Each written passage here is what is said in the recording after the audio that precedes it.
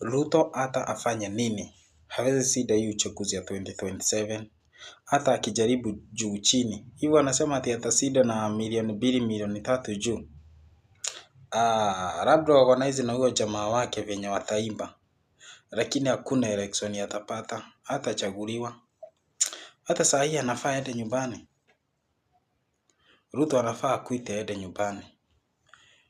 Juu 2027 ataonea hiyo kiti kwa view sasa. Ruto hawezi win hii election. Hawezi. If kama una agree na mimi comment hapo. Niliangalia leo ile mkutano alikuwa nayo. Nikaona si kama 2022 alikuwa famous huyo jamaa. Lakini saa hii wale watu wote walikuwa wakulipwa. Hakuna mtu alikuwa amejitolea ati afike huko bure. Na mnasema atachaguliwa. This time labda aimbe. Na hiyo kuimba sijui ataimba wapi. This time tuko hapa kwa hapa.